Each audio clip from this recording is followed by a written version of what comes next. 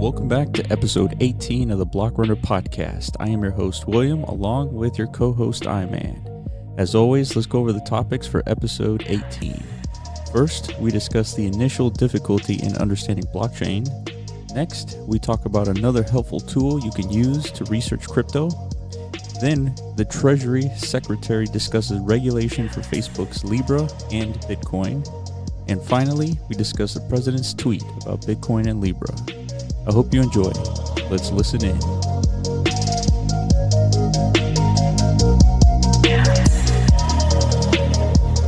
guess like us young people were more equipped for like rapid change, I feel like. Yeah. Like it's all we've known, dude. Like we were like PC gamers and shit. We know like as soon as we buy a graphics card, like by next year this shit sucks. Yeah, true. You know what I mean? But then again, we were young and we kind of blew off Bitcoin for, a good while there. So well, that's a little more. It's a little more like it's more in depth, paradigm shifting than a graphics card. You know what I mean? And like the guy on this fucking forum post said, dude, it's hard to understand, man. Yeah, it is. Like when I first heard about Bitcoin, I was probably what? How old was I? Well, 2013, 2014, 2013. Yeah, 2013 is probably when how many you years first ago heard of was it. it? Yeah, So 6 years ago. So I was 23. 23, yeah. 23, 22, somewhere around there. Yeah, dude, I think I was way dumber. Yeah, like, yeah, for sure. I was like in the middle of college, like, yeah, that's why. I you know what? I understood Bitcoin. I said this on the podcast before. You know? I understood like how cool it was. It sounded great to me whenever Andreas was pitching it on the Rogan podcast. Oh, for sure. Yeah.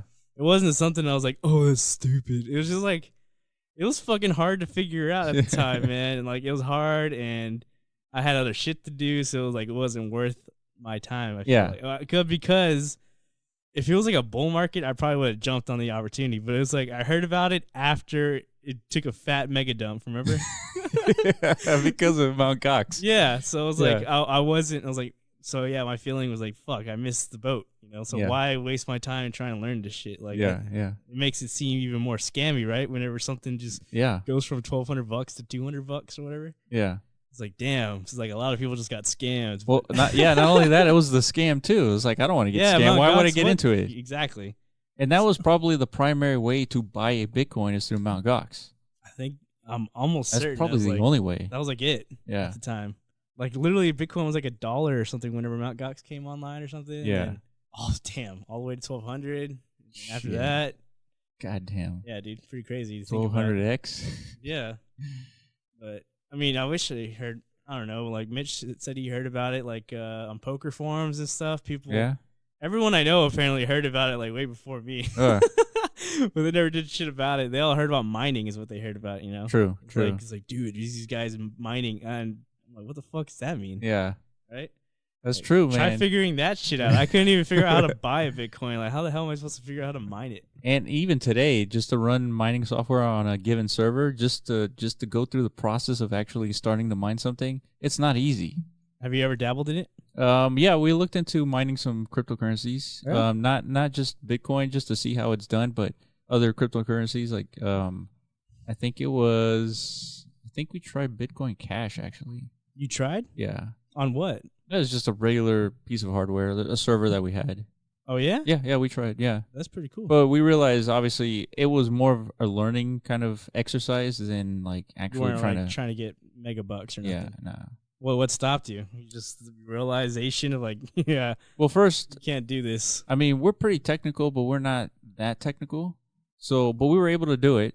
And that, I mean, it was just... You know what time? Like, what year this was? No, it was like a year and a half ago. Oh, okay. Yeah, it wasn't That's that the long problem. Like, if you're dabbling in it, like, after the mining boom, right? Like, ASICs are a thing now. Is like, there's really not much potential to be made. Yeah.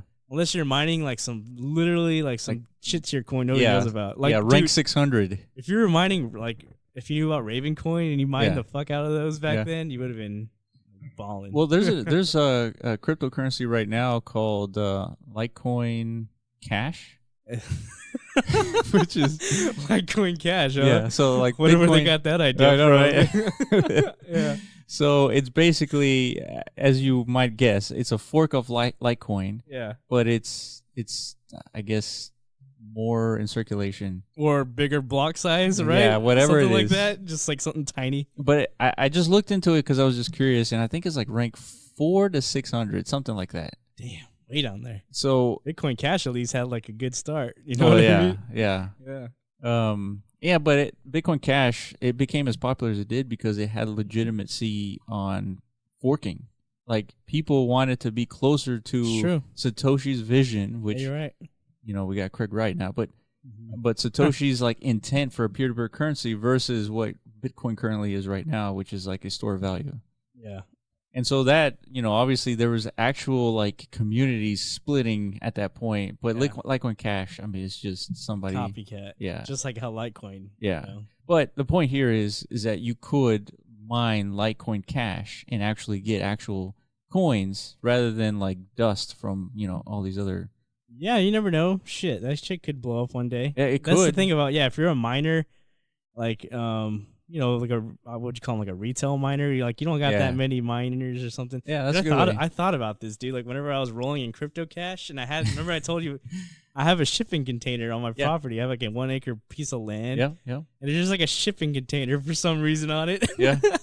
40 feet of nice size. But do you have access to electricity? Not yet. That's the thing. And I would probably run it on generators and like fan it up the ass. That would be way too expensive because you have to get gasoline or some other fuel. So I know, but I just had this vision in my head of like filling that bitch with miners and like cooling it down and mining. At the time, I wanted to mine vert coins. Yeah, because at the time, you heard of it? Yeah.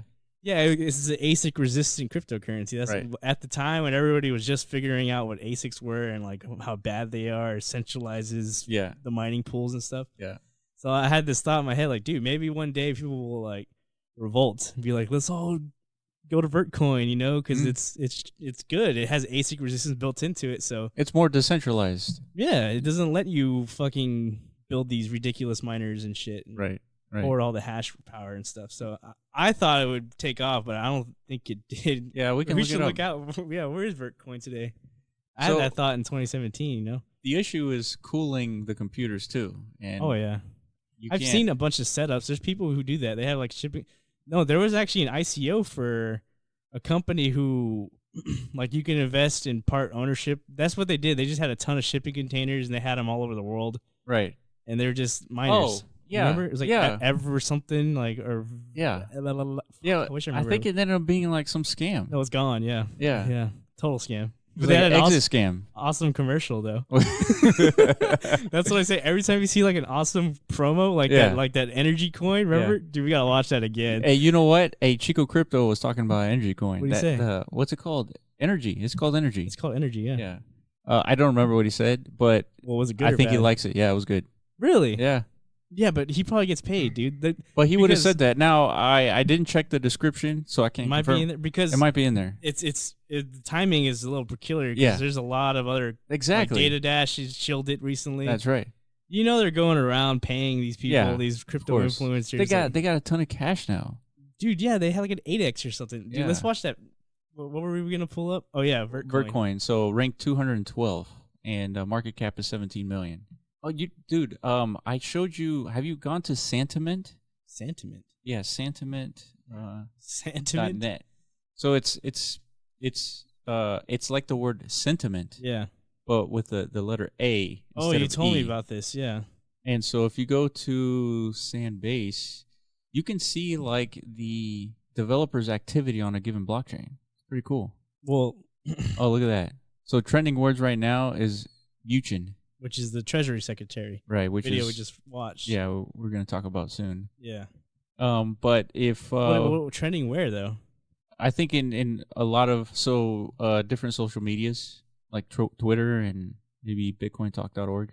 What the fuck? Hold on. Okay. So in Santiment's trending words, every 9 hours we calculate the top 10 words with the highest spike in mentions on crypto social media. Okay, crypto. So they like they're It's highly targeted.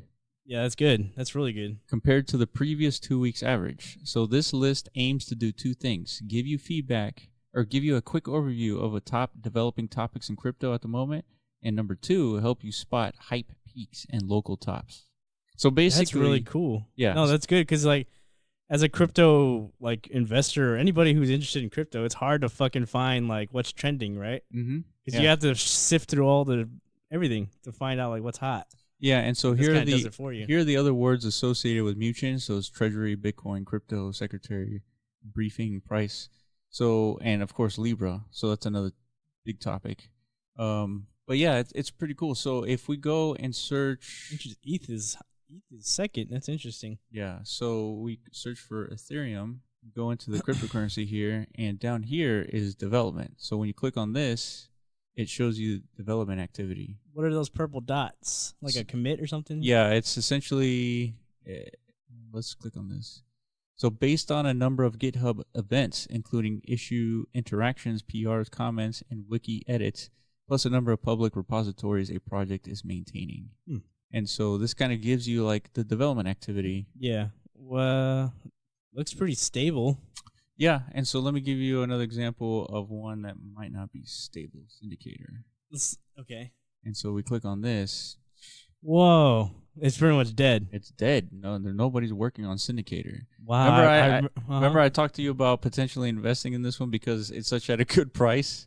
Exactly, right? Price doesn't mean shit, yeah. So now there's a caveat to this. Okay. Now they might be moving off of GitHub, and which is why they're not registering any updates. What's other than GitHub? There's a couple more. I can't think of any off the top of my head, but there's other platforms that you can collaborate on code development. Yeah.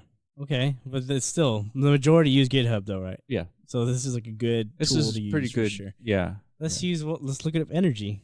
Okay. See what they're doing. Yeah. This was great about not being sponsored podcast. We could talk shit about anybody we want. You know what I mean? Yeah. No, absolutely. That don't look too hot.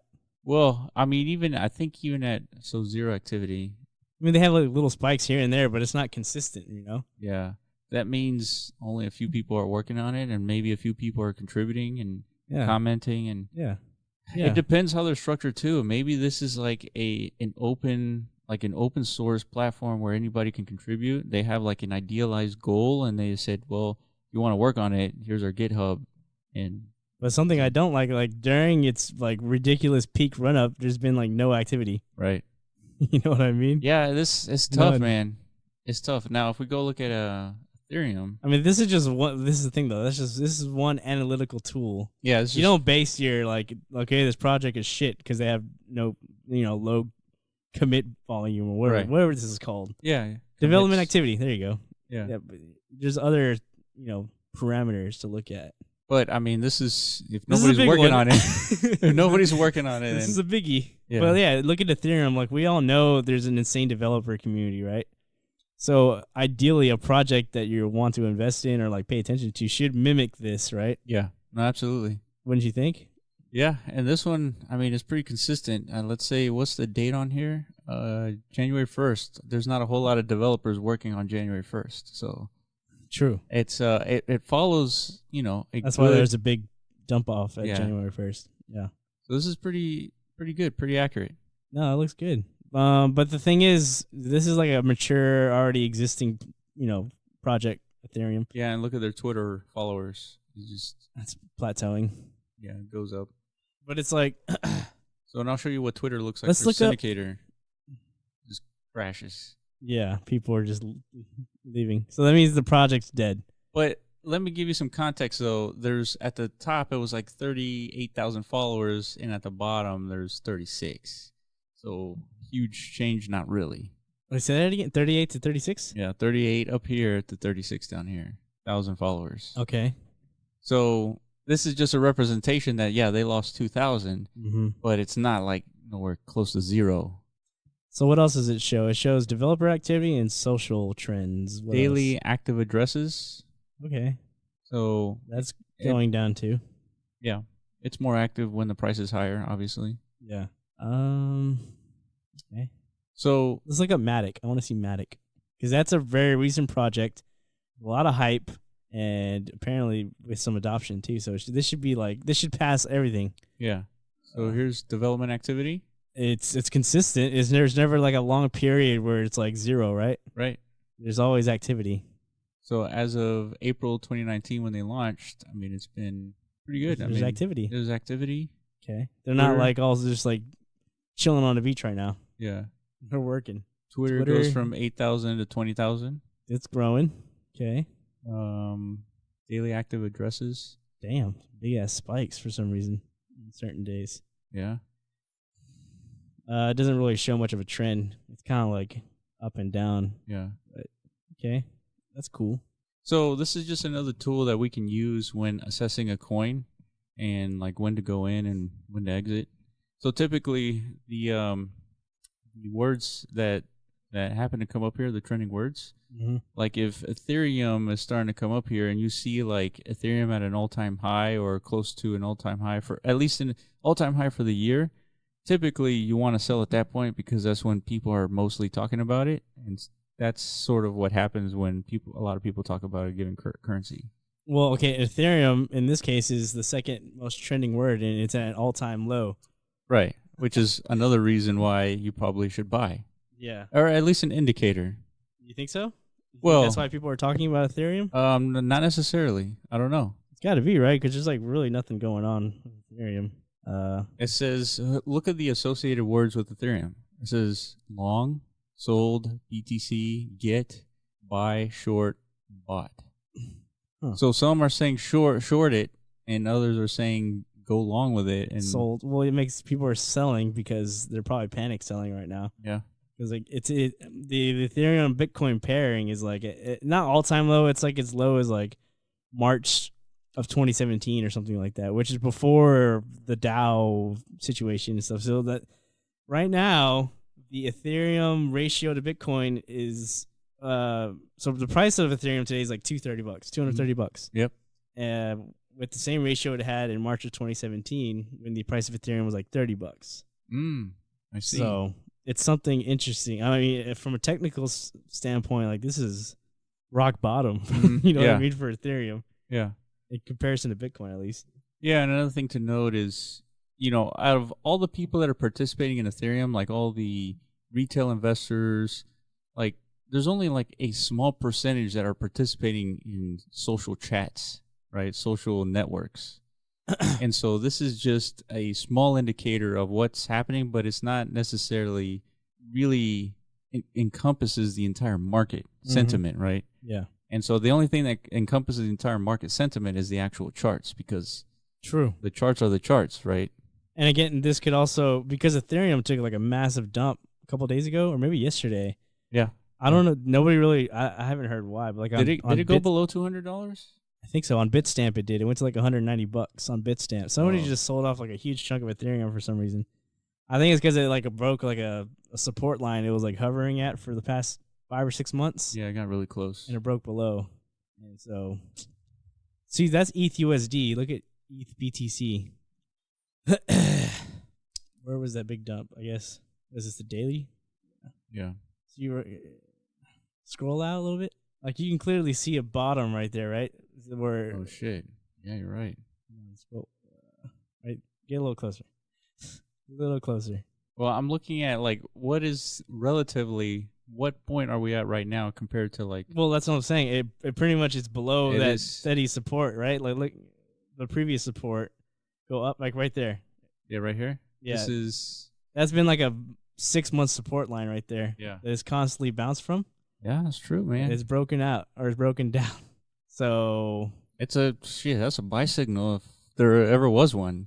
For a lot of people, that's a sell signal, right? Because it's going to keep going lower. But at some point, how? I mean, it's how many satoshis is that? I mean, you can keep going lower, but my point is like, why is it going so low in comparison to Bitcoin? Yeah, I don't know. I think it's just BTC dominance. Everybody's just taking their money out of altcoins and going into BTC. That's why when Bitcoin went down, it didn't go down to like 7,000 or 8,000. Not yet. Not yet. Well, you got pretty close, man. Like you said, you said 9,800 was going to be support. Yeah. And it bounced right off of 9,800. Yeah. So, but that doesn't mean it's not going to retest it. No, for sure. Yeah. For sure. But I think that's why the ratio of the prices going down for the alt outweighs the ratio of Bitcoin going down. Like they went down, the alts went down like 20% on average. Yeah. Bitcoin went down 10%. Yeah. So it's true. And that's because I think my opinion is the money's going from the alts to Bitcoin. Mm-hmm. Yeah, like Bitcoin right now, like I said, the bounce from 9,800, it bounced all the way up to 11,000. Mm-hmm. Yeah. You know, so it's like alts were getting crushed on Bitcoin's way down, and now they're getting crushed still on Bitcoin's way back up. Yeah. You know what I mean? I'm going to delete some of these lines I have here. See, we broke out of that little black channel we were talking about last week. Remember? Yep. Your little channel, it's fucked. Yep. So what I would do is just open up the channel a little bit more and see where it kind of ends up here. Now it won't work because see right now now that black channel that you drew is kind of like its resistance now. Yeah. That's why it's struggling to break out above it. So. Well, we'll see. We'll see where it closes because this was today. It closed already today for this this candle is tracking. Mm-hmm. The 24 hours is tracking because it's on a daily chart. Mm-hmm. It's already closed, so it closed above it. So I mean, we were only outside the channel for basically 24 hours. True. I was assuming like as soon as we break out of this channel, I said 10,500 is my call. Yeah, and it broke way below that. I thought there would be insane panic at that point to where like it just instantly goes down to 7,000 almost. And here's why I didn't think that at all, because we went way below 10,500 right here. We went to 9,700, which is where I was calling the bottom, or at least a support line. Mm-hmm. So what I'm thinking now is that we're seeing a sort of like an accumulation for the next 3 to 4 months of it going 15,000 going to 10,000, then it goes 13,000, and it goes 10,000. Yeah. And it's just basically like that until, given enough time, people are just constantly buying, and then it goes to 20K. That's literally the only other possible scenario that can happen here. Yeah. Because that's what we originally predicted, right? Because when we went back to 2015, pre-halvening, pre-2016 halvening, we looked at the charts and we made comparisons and we made predictions. Like, yeah, this time around, it's going to mimic what happened, after 2013, 2014 bear cycle. Yeah. And it pretty much did, but it took off a lot sooner than it was supposed to. You know what I mean? Yeah, I agree. The parabolic run up. Yeah. Took off a lot sooner, and it went a lot higher than people expected too. Yeah. No, absolutely. No, right? no one thought it was going to go to 14,000. No, yeah, I thought. I mean, we're 9,000 at most. Yeah, we were 6,000 away from all time high. I mean, that's crazy. So like, it came sooner.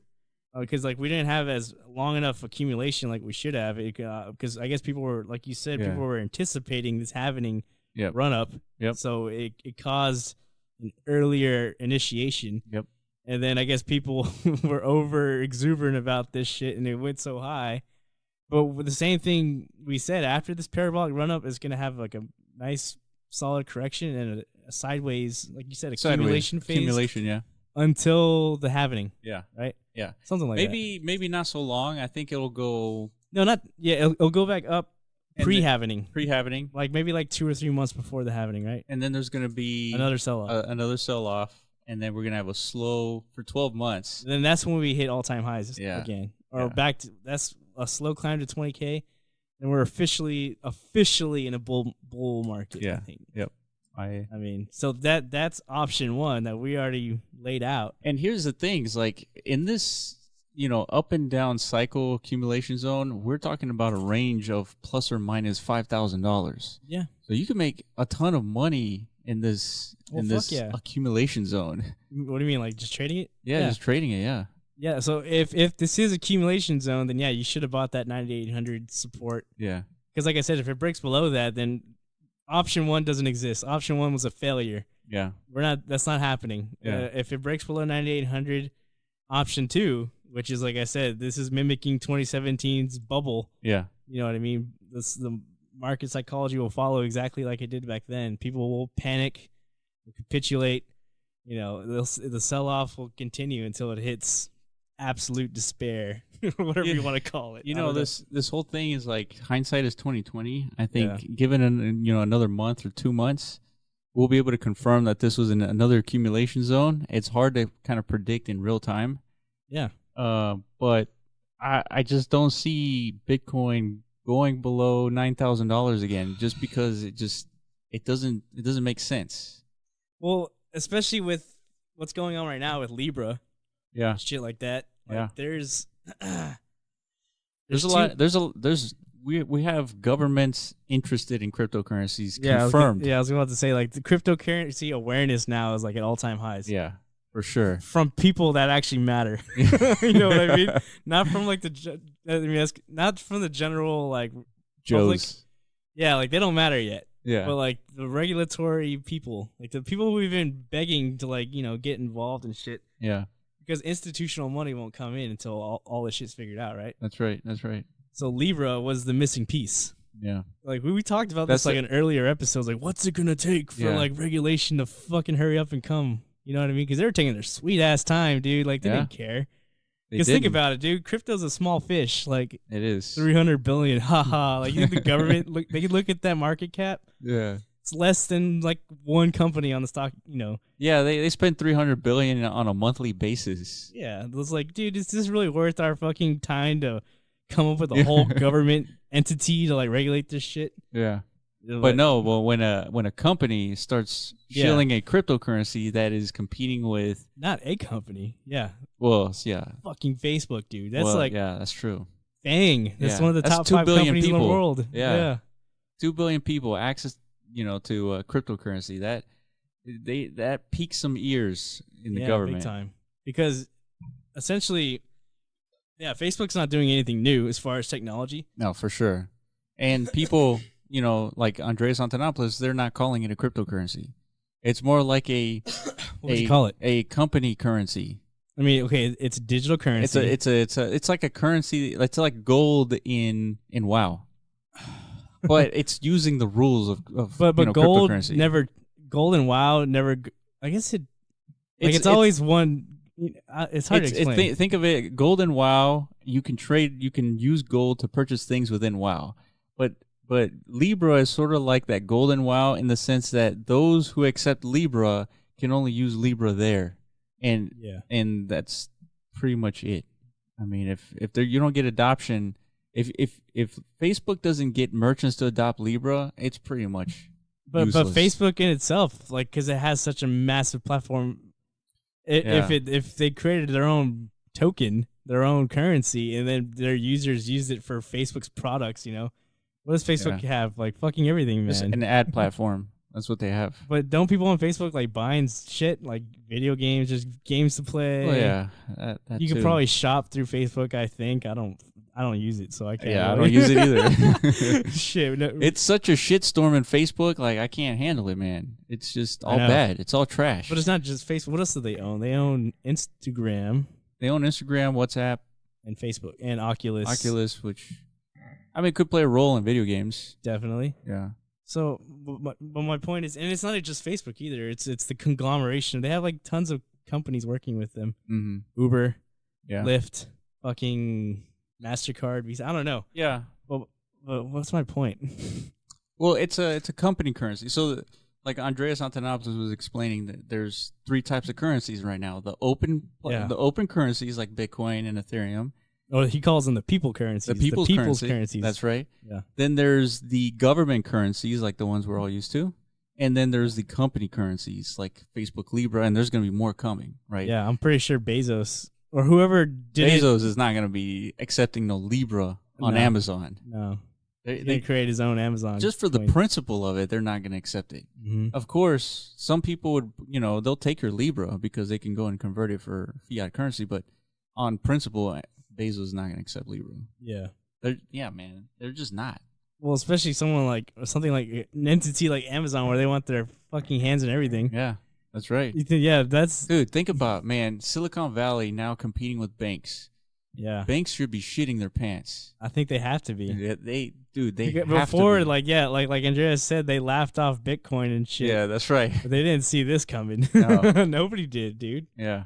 But like I said, it's gonna do what Bitcoin could never have done. It's introduce the world to what cryptocurrencies are and like how they're used, what's their purpose.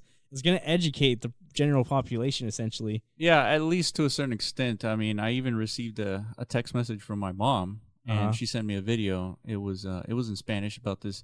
I don't know who he was. Apparently he's famous in Mexico or something. maybe like a news anchor. I don't know. Mm-hmm. And so this guy, he was basically talking to the camera, and he was saying that he's been receiving a lot of text messages and a lot of comments that he was supposedly promoting a cryptocurrency when he wasn't. And what happened was some scammer out there was either using deep fakes or just using his face and putting ads out there to go and to some website, some account, some third party that is claiming to invest your Bitcoins for like 100% returns or 200% returns, whatever it was. And so, and people are doing it, right? They don't know enough to understand that there's a lot of scammers that are trying to take advantage of people who don't know enough. And that's a primary way. If you tell somebody, hey, I can get you with that Bitcoin's about making you 300% returns. Yeah. And that's what they assume. That's what this cryptocurrency is. Yeah. And, obviously is not the case. Yeah, they don't know exactly. They don't know hardly anybody who buys Bitcoin on a retail scale knows what it is. Yeah. All they hear is like, yeah, like you said, it's a tool to make a lot of money. Yeah. And it's just not. So yeah, anybody, a con artist could use it, And they're doing it effectively. I mean, if they're not hacking exchanges, they're hacking the minds of people and confusing them about what it's supposed to do. Yeah. Fucking A. But yeah, man, it's it's out there, and it's because of Facebook.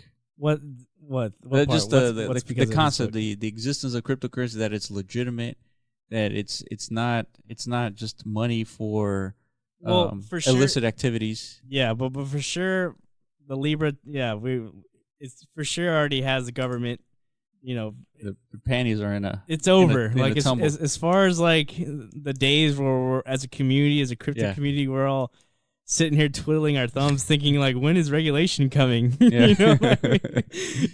It's official, dude. It's coming now because of Libra. Because we just watched the Treasury Secretary speak, and trust me, it's not Bitcoin's recent run up in price that rushed the Treasury Secretary to the White House podium to fucking answer these questions, right? They don't give a fuck about that.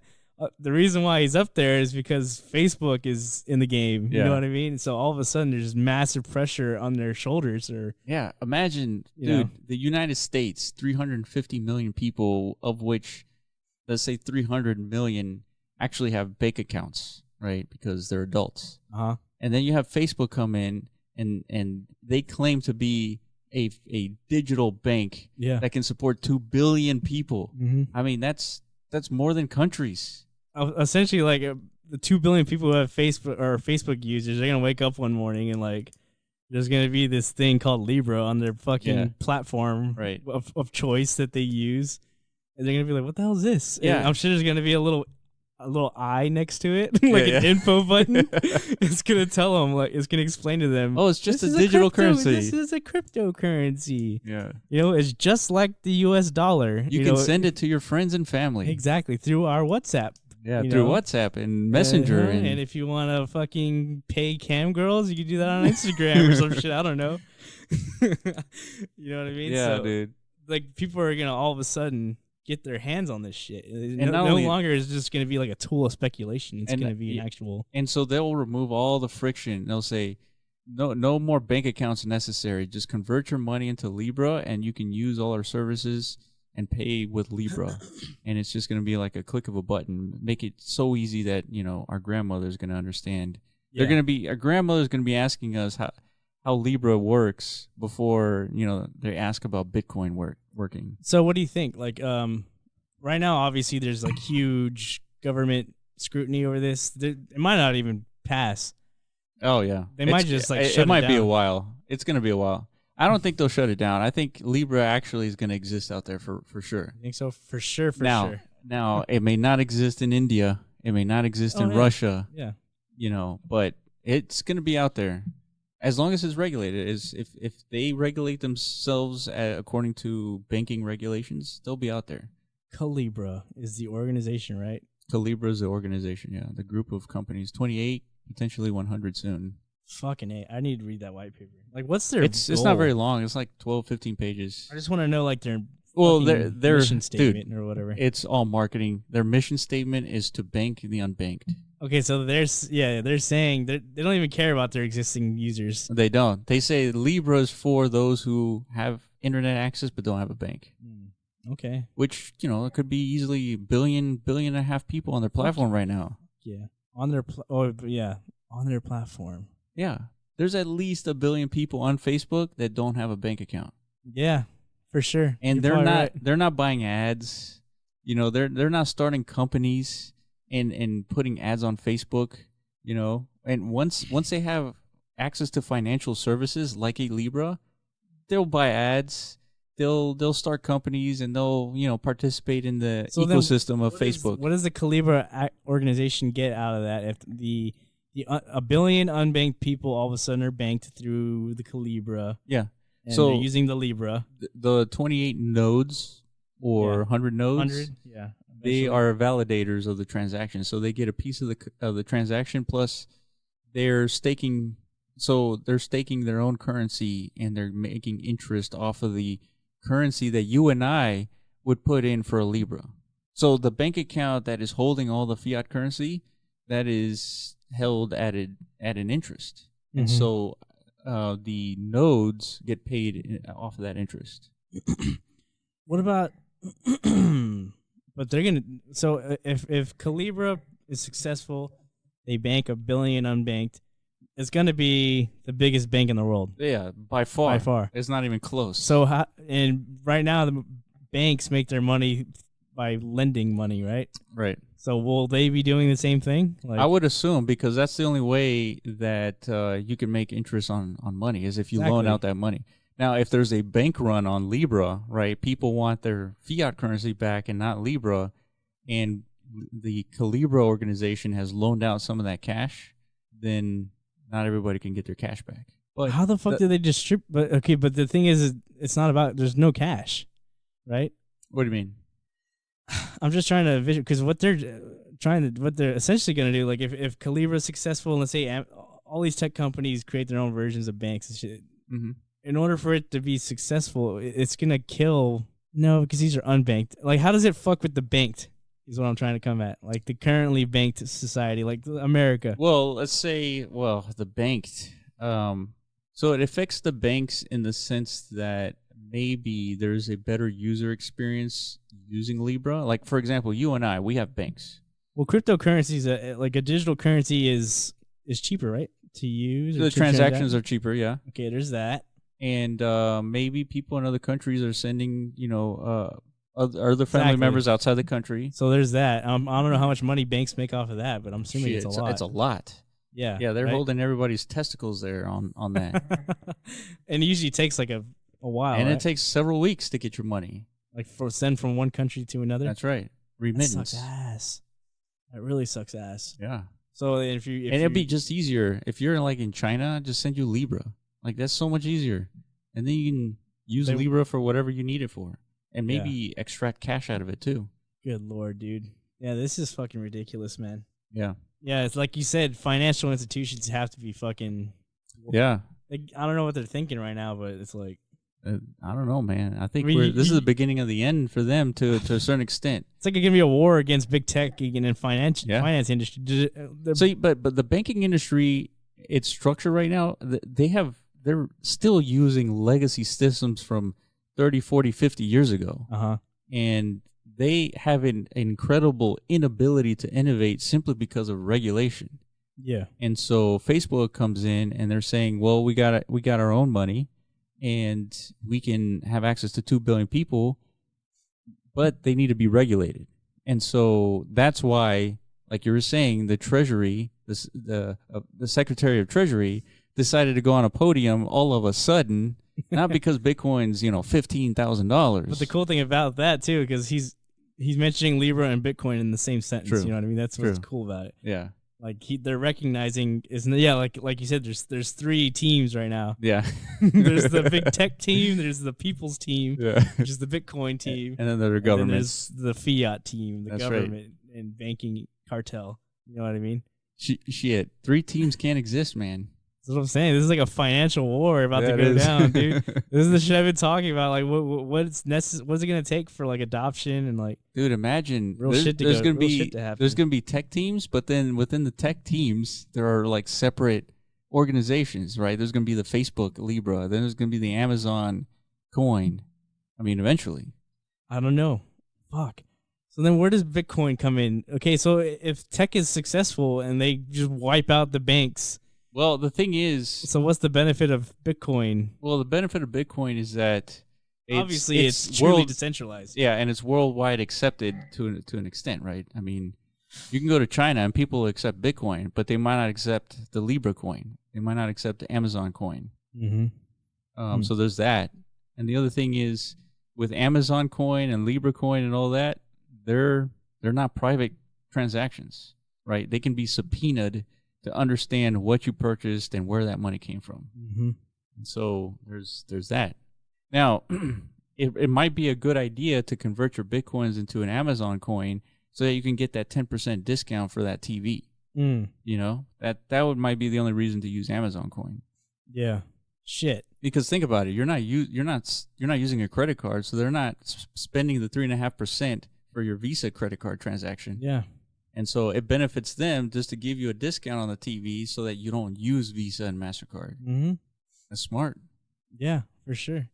I mean, they there's a reason why they're doing this. Yeah. I don't know. Yeah. Right now, it's just a white paper stage and stuff, but this is like a 2-year effort. Like, it's 2 years ago when I heard Facebook was just like thinking about dabbling into cryptocurrencies. Like, Right. Mark Zuckerberg said that. And Yeah. He was like, "Oh, this crypto thing is interesting." It's interesting. Yeah. Yeah, he like made like a tweet or something about it. Shit, I wouldn't be surprised if Tesla comes out with their own coin, powered by electricity. Kind of like Power Ledger. Yeah, Power Ledger's interesting, man. That's why everybody thought Tesla would get involved somehow. Yeah.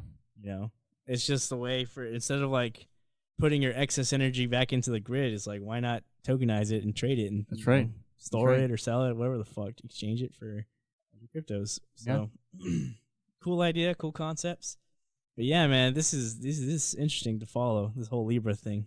I kind of, for some I totally dismissed it at the beginning for some reason. I was like, Facebook, it's centralized. Like, nobody's gonna, Yeah, it doesn't compete with Bitcoin at all. It competes with the banking cartel. Yeah, which is huge. Which is huge, yeah. Which is, a good thing because the Libra coin is the vessel to cryptocurrency regulation. That's pretty much my point. Like, that's as of right now, that's what I see. Like, the Libra is a godsend in that sense. Like I said, this is like a for sure confirmation. Yeah, that cryptocurrencies, the sector as a whole, is on its way to like a real thing. Yep. You know what I mean? It's I totally agree. no longer are there gonna be talks of like this shit's just like internet money. Nah, fuck that, dude. Not only that, in addition to that confirmation from the government because of Libra, we already have another company who has gone through Regulation A financing through cryptocurrencies and security token offering. Who was that? I forget the name, but what they did was they spent $2 million, basically a gift to the crypto community, $2 million to work with the SEC regulation committee to structure a line by line, step by step regulation guide for any cryptocurrency that's wanting to do an ICO. ICO or STO? Well, they're one and the same Okay. for this particular document, this Reg A. Reg A. And so what happens is now any startup company can do an ICO up to, I think, $50 million. Mm-hmm. But they have to be compliant with this Regulation A, Mm. which there's a lot of rules to it and everything. But nonetheless, there's a framework to doing an ICO now. That's good. Yeah. And somebody's already used it. And somebody's already used it, and they got approved. So, but it took them $2 million to actually set up all the guidelines for this regulation. And so it was.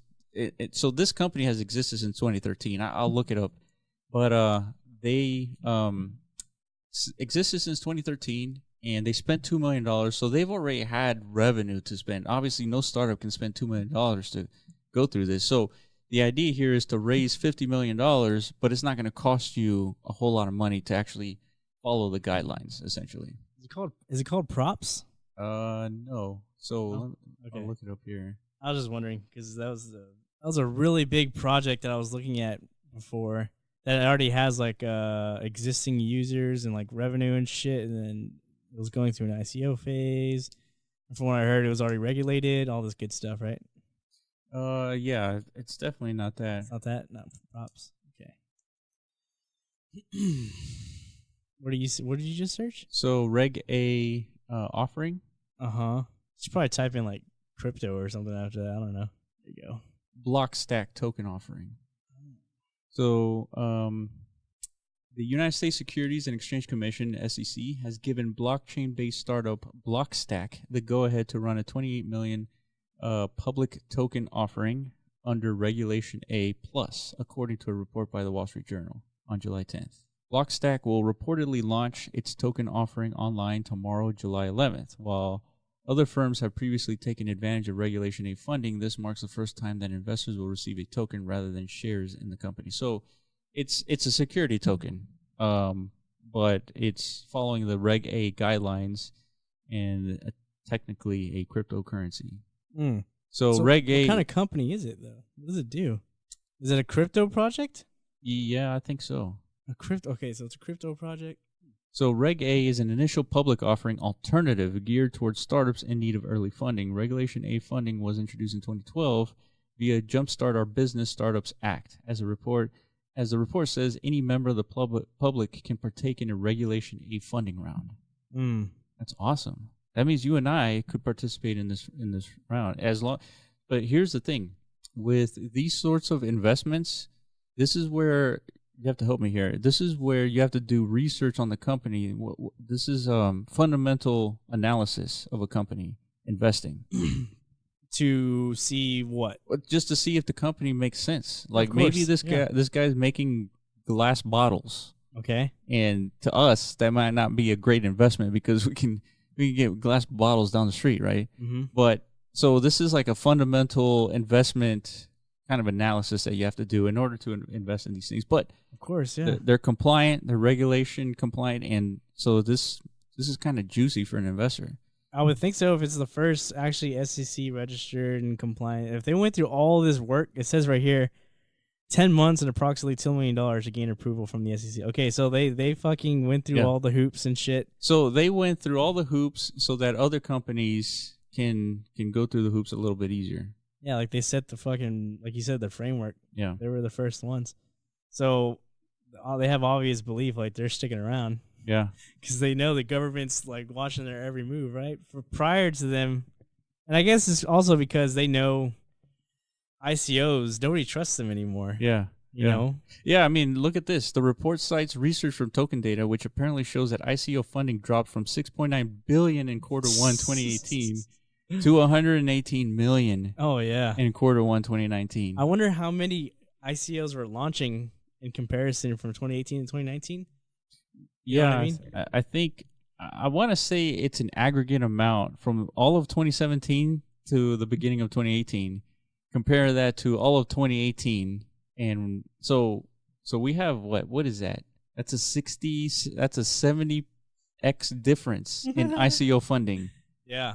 No, for sure, dude. Because I mean, people learn from their mistakes. Well, so one thing is learning from mistakes because there's a lot of shit coins and shit scams out there. Just about every ICO was pretty much a scam coin. Pretty much, almost every single one of them. But the second thing is, nothing was regulated, and those legitimate companies that actually did an ICO, I mean, the freaking roof came down on them from a regulatory standpoint. Yeah, and so that required some companies to close their doors just because they couldn't get out through the fines. Yeah. So this is good. This is good. Like you said. So we got regulation coming in from the Secretary of Treasury and stuff. Just as far as figuring out what did he really say? Like they just want to make sure like that cryptocurrencies like Libra or Bitcoin, they go through all the same. Yeah. Like, what do they call them? AML. AML and KYC.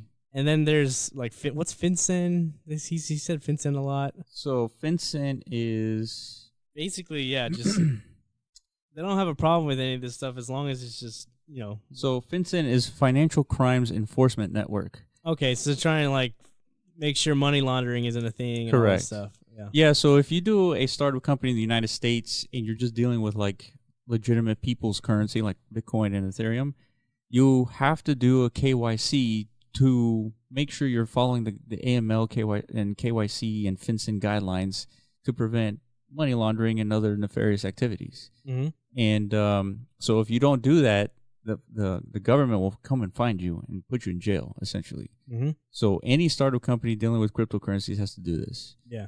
So but notoriously, like, the whole heart and soul of crypto is supposed to be like, fuck regulation, we're independent of the government, But the thing is, it's so easy to scam people, as we've seen. $6.9 billion pretty much down the drain. I mean, there is a handful of companies that actually are legitimate, like EOS and so far, yeah. But even Telegram, they raised like $4 billion. Yeah. Off of a chat app. I mean, come on. Straight fucking hype, dude. Yeah. That shit was unbelievable. Yeah. The ICO mania. Not looking back at it, dude, I can't believe that shit actually happened, man. Yeah. And like while it was going down, it just felt like, I don't know, it just felt like so natural. For some reason, it felt like this is just like, ooh, blockchain and crypto is like so revolutionary. Yeah. It's like, of course, all these projects are gonna succeed, right? It's delusion and stuff. You know? It was unbelievable. Right. But now that we have time, we've had so much time to like sit here and reflect on everything. Yeah, Man, right. What a ridiculous shit show, man. There's people making so much money just off of white papers, man. It's so crazy. No regulation. God damn. Yeah. That's never gonna happen again, dude. Or if it is, please let me know, Willis. If you see, if you like notice some other fucking thing come out and it's like no regulation, people are just like, I don't know, making money like on the fly. Well, now that crypto's on the radar of governments, we're a lot less in the Wild West than we were 2 years ago. Which is what we wanted, like I said. Yeah, this is better because now the options for ICOs are options that are legitimate. They have gone through the regulation. Now we're really doing some due diligence here with these companies. Like you used to do back in 2017, you would go and research the company to see who are the founders, their LinkedIn, what product are they building, who's their market. All this research now applies because the options now are all legitimate options, right? They're not scam companies. Now, of course, we see scams all the time with other companies not dealing with cryptocurrencies. Like we've seen scams with, as a matter of fact, they just confiscated a shipping container full of $1 billion worth of cocaine and drugs. And that shipping container was owned by, I think, JP Morgan. Yeah, I think I heard of that. Yeah, so obviously there's going to be scams still, but... Was it owned by JP Morgan? Or was it like the company was like financed through JP Morgan or something like that? I'm not sure, but JP Morgan or one of those banks were... Yeah, there's no way JP Morgan's going to get any flack for that. That's for sure. No, of course not. No. So, let's see. Yeah. Ship seized with 20 tons of cocaine has Italian billionaire ties. Damn, Italians, you motherfuckers, dude. You guys are clever. Dude, how did they get away with that shit, dude? Well, I guess they didn't, right? They got caught. But I'm assuming that's not their first time. No, this is not their this isn't the first rodeo. Hell no, dude. 35,000 pounds of cocaine into U.S. waters. Man. It was confiscated during a raid of the ship last month, valued $1.3 billion. That's fucking insane, dude. That's a huge hit to whatever criminal organization just lost all that cocaine. Yeah. Now, they did mention a bank here, but I guess not. No, I remember. You're right. Either way, that's pretty fucking goddamn impressive, dude. The fucking smuggling industry never ceases to amaze me, man. Yeah. There it is, JP Morgan. I heard it. Or I saw it. I didn't hear anything. Scroll up. Why? Yeah. Oh, yeah, there it was. Chase. Yeah, so it says a ship with more than $1 billion in cocaine aboard that was seized in Philadelphia on the 4th of July is owned by financial giant JP Morgan Chase, according to a report. So all those times that we heard, like, for example, today, the Secretary of Treasury said that cryptocurrencies tend to be tied to illicit activities. Right. And so then this comes out, and $1 billion worth of cocaine tied to J.P. Morgan Chase, which, well, technically, not necessarily tied. Just the ship was owned by J.P. Morgan, but that doesn't mean like fucking Jamie Dimon was the fucking captain. No, absolutely not. Absolutely. He's not over there running tons of cocaine like back and forth, as far as I know. Shit. Well, what I was going to say is that the Treasury may not be completely wrong in cryptocurrencies being associated with illicit activities, because Jamie Dimon is coming out with a JPM coin. So there you go. There's the tie. So he's not wrong. What the fuck's the JPM coin going to do? Well, it's a cryptocurrency associated with illicit activities. What? You see what I'm saying? Like, it's J.P. Morgan Chase. Yeah. They're going to come out with a coin. I think aren't they actually making a coin? Yeah, they are. Yeah, that's what I'm saying. What the fuck is the point of that? I don't know. They're trying to make their own bank coin. Everyone's making a fucking coin, man. So is this like what's going to happen? Well, remember just 2 years ago, it's the saying was the motto of 2017 is not Bitcoin. It's blockchain and not Bitcoin. Who was saying that? I mean, everybody was saying that. You mean like all the elites? Like, all the companies is like, don't focus on Bitcoin. It's about blockchain. It's like blockchain's the real revolution. And so now it's about companies just actually deploying a cryptocurrency now. Yeah. Now, whether they're not going to make it, they're not going to survive. Well, why in the hell would you need a JPM coin? Maybe they're going to use it all of us JP Morgan customers, right? Just like, well, it's possible that, or they're trying to compete with Ripple. Yeah, that's what I'm saying. But you, as Bank of America, why would you use a JPM coin to do a bank-to-bank transaction? You wouldn't, because it goes against your principles, essentially. Fucking A, man.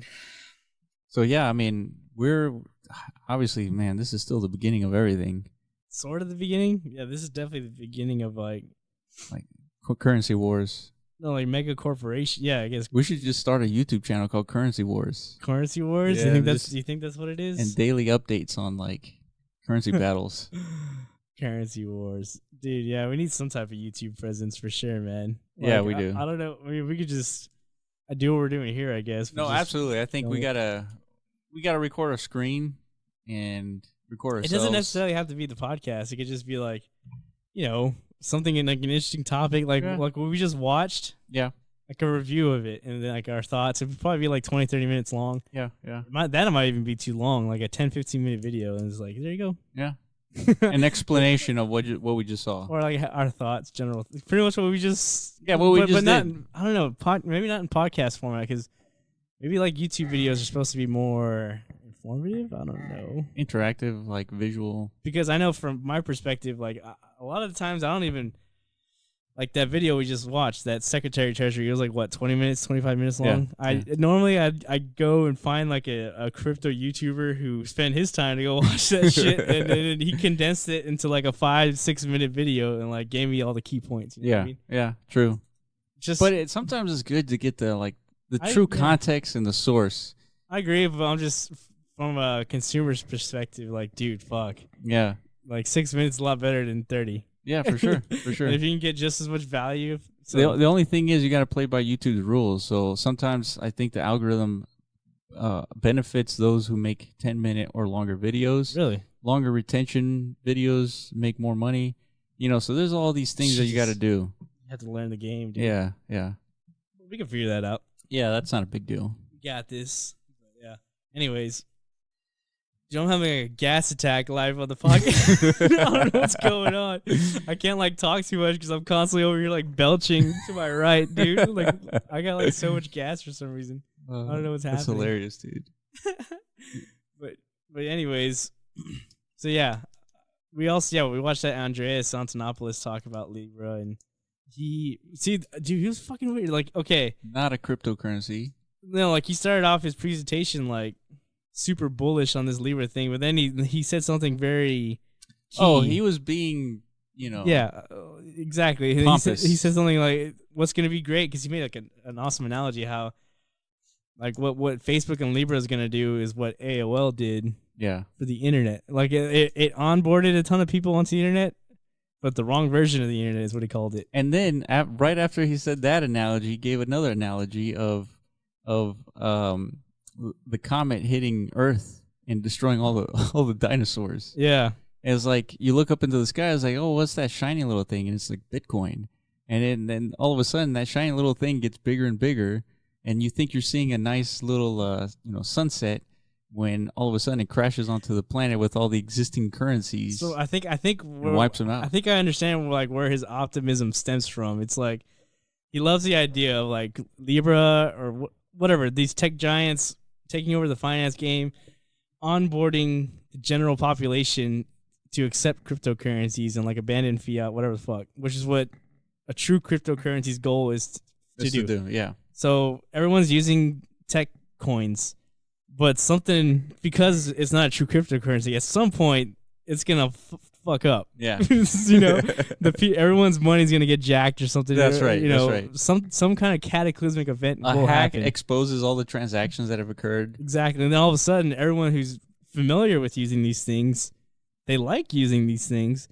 But then everyone's gonna realize, like, holy shit, this is not safe. Just like how everyone realized, like, holy shit, my pictures aren't safe on Facebook. That's right. You know what I mean? So, and then they're gonna figure out, like Bitcoin has been here all along, you dumb fucks. You know what I mean? This is the true solution. I think that's why he's like so optimistic about this. Oh, not only that, I think Libra provides like a block and like a tackle for Bitcoin's running back. So Libra is taking all the brunt of the government's focus. Too. Yeah. The government's focus, while Bitcoin just continues to strut along like it's impenetrable, which it is. There's nothing you can do. Bitcoin will continue to exist. The price will continue to go higher because it's scarcity, and it's independent of all these things that the government can do to it. But Libra is not. Libra with Facebook, there is a place you can send a subpoena to. Yeah, but you can't send one to Bitcoin. No, hell no. And so they will that's have why to. I think that's why the government's attitude has just been like, let's pretend like it's not there. Yeah. Bitcoin, yeah, cryptocurrencies, because they can't really do anything about it. Well, what are they gonna do? Yeah, they're not gonna come seize Bitcoin offices. You know what I mean? You can't do it. Or raid. They're not gonna raid us. So Libra is blocking for Bitcoin's running back. That's a good way to put it. Yeah, the fullback. Yeah, the fullback. There you go. Yeah, the motherfucking fullback. Yeah. And the running back, Bitcoin trailing ahead. At some point, we're gonna do a fucking lateral. Yeah, Facebook lateral to the Bitcoin running back, and he's gonna have to truck some fucking safeties along the way. I don't know. So I guess the countries are safeties. I don't know. Yeah. Then eventually we'll be there at that end goal, dude. It's gonna be good times. Dude, that's gonna be $1 million Bitcoin, or something like that. And then the United States, all the governments are gonna come out with their own digital currency. Yeah. And it's going to look like a cryptocurrency, but it's going to be pegged to Bitcoin, like I've said at least 1 million times. Yeah, and like another good thing about Libra, and if this shit gets accepted and adopted, and people are going to not be so afraid of digital assets, I guess. Mm-hmm. So the store of value case for Bitcoin will become more clear. Yeah. I feel like it'll be more important too. True. Not only that, so we haven't finished talking about the Secretary of Treasury. What else? What so he talked about the ceiling, the debt ceiling. Yeah, that one hurts my mind. I try to understand that. So the debt ceiling is. Should pay attention in economy class. It's a legislative limit to how much money a government can take out. Quarterly? Okay, annually? It's I don't know what it is. It's not necessarily annual. Maybe it is annually. Well, it's like a budget thing, right? It's like a budget, so budgets are usually like quarterly or annually. I don't fucking know. So a country's income is the GDP. Yeah. And its loan is the loan from, the Federal Reserve. And so if the GDP can't pay for, the expenses of the government, then they just print new money. Mm-hmm. And so if the ceiling doesn't raise higher, that means the government doesn't have enough money to pay for the expenses. Mm-hmm. And then you have potentially a huge downturn in the economy. Yeah. So less jobs, all kinds, everything bad, right? So what they tend to do is what they call is kicking the can down the road and keep raising the ceiling so that you can have what looks like a prosperous economy. But when in reality, you're going from 22 trillion to 25, 30 trillion dollars in debt, specifically the United States. And at one point, the legislation is going to say no more raising the ceiling, and then you have an economy that just goes down. And so therefore gold goes up, Bitcoin goes up, and all that. Who knows what's gonna happen then? Maybe just fucking And then it could be the end of collapse. It could be literally the end of fiat currency because it's self-defeating. Yeah. Right? So and up until 2009, there was no alternative currency. There was no other thing besides gold, but that's not a currency, right? It's just a store of value. Yeah, you can't exchange it. So now like quickly. Now we have a legitimate, like a valid currency that we have an alternative to. Mm-hmm. And so, this could be the end of fiat currency. I mean, we're not talking about in the near term. We're talking about in the next 50 years. Shit, who knows, dude? It could be sooner than you think. Yeah. You know? I don't know. I mean, yeah, I would like to try and understand that a little bit better. I think the fact that we have a valid alternative changes everything. Like, everything that happened in the past, like, usually you go back into history to kind of see if history will repeat itself, and you try to prevent, you try to learn history so you don't make the same mistakes. But because we have this new variable called cryptocurrencies and Bitcoin, I think everything in the history is just thrown out the door. Now we have an actual alternative that we can no longer predict what will happen now. As far as financial collapse. Yeah, exactly. Well, it's never really happened. That's the thing. Yeah, that's right. Yeah, Bitcoin has not gone through a recession. Yeah, but this whole thing of like, fuck. I mean, did this happen to Rome? Well, you know what I mean? Like, well, I'm pretty sure Rome collapsed because of money issues. It has to be part of. Well, Greece went through that. Obviously, Venezuela is seeing it right now. Well, I'm talking about, like, ancient Rome, because we make tons of comparisons about the United States. We're the Roman Empire of today. Yeah, true. That's a pretty legit comparison, wouldn't you think? The Roman Empire was pretty fucking prosperous in its time. And then they collapsed, too. Something happened. Yeah. I'm not exactly sure. Like, I said earlier, I wish I had the time to, like, just go through history, right? Yeah. Yeah. I could just read book after book after book about history, but god damn, is that not going to make me money? Yeah. I just don't have the time for that, but it's tough too. I mean, because you're reading that book and 90% of it has nothing to do with like economy, right? It has to do with like wars and all other stuff. But well, no, they'll talk. I mean, if it's like an actual book about like the history of Rome, like how the civilization was created, how it came to power, then how it collapsed. But how much of it do you think about economics? Yeah, but how much of it do you think is about currencies and economics? I don't know. I haven't read one of those books. Like currencies and economics is just a percentage of a history of Rome, for example. That's what I'm trying to get at. Yeah. Of course, war is like attractive, sexy. Yeah, everyone likes to know. I've heard tons of comparisons how like the United States overextends its power, its military power, just like Rome did, right? Rome tried to conquer everything. The United States kind of does the same thing in a way. Yeah, that's true. So we're similar in that sense. Yeah. We do like to police the world.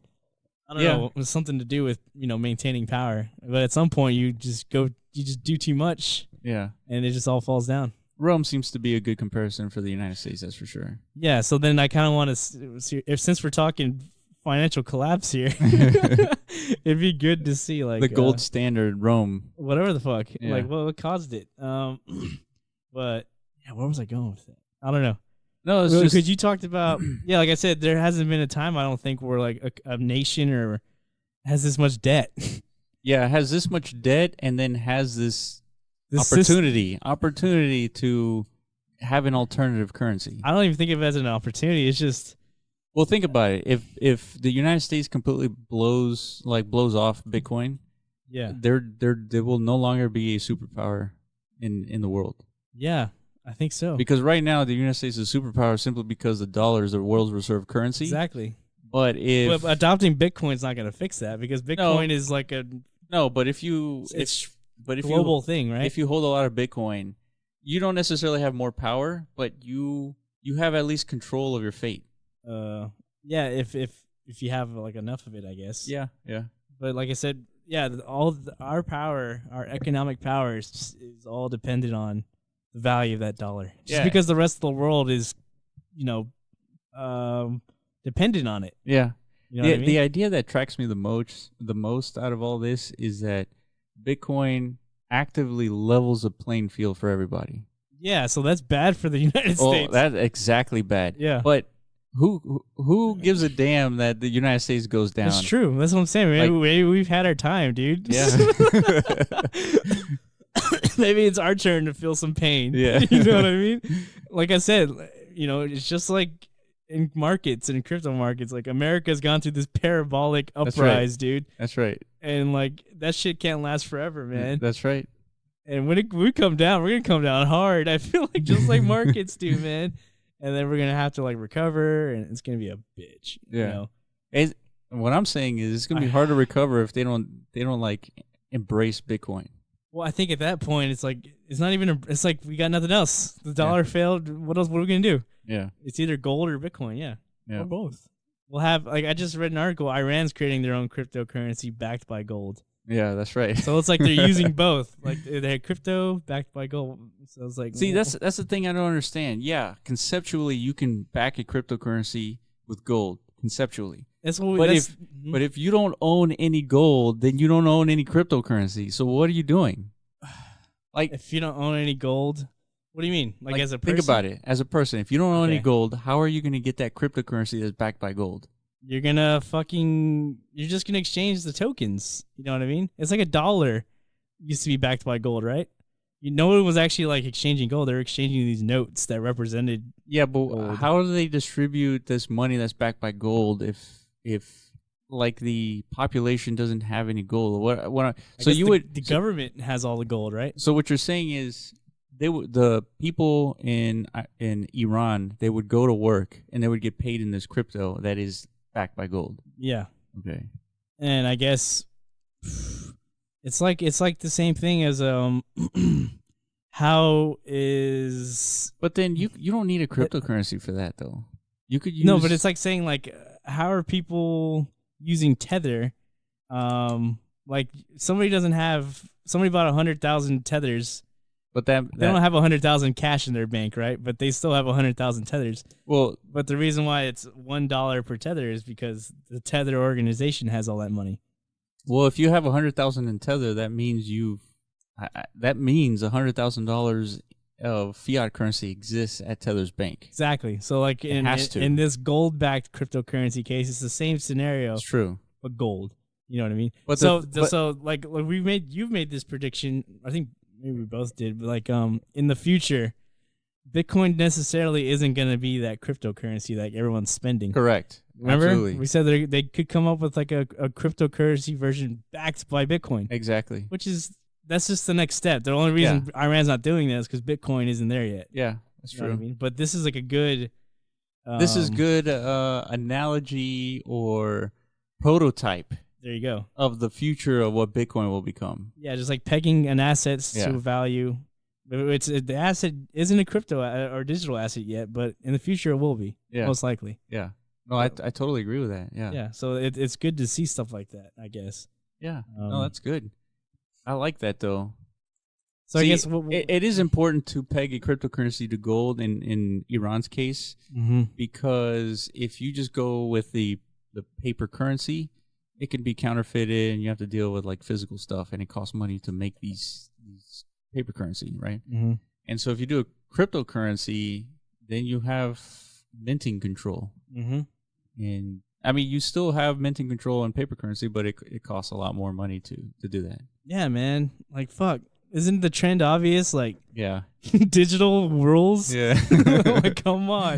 Like, if you haven't picked up on that one yet, you're like way behind. Like, Jesus Christ. Yeah, everything's going digital, man. Yep. Like, it's just the way it is. Even the gaming community. Remember, there was a point where, like, I think the PS2 and PS3 came out, and gamers still wanted like the physical case and the CD, like the experience, and the experience of opening it up and putting into the console. Yeah, but now I think people are starting to move towards the digital games. You have no choice. Like GameStop's going under. That's true. You have no choice no more. That's right. That's right. It's all digital.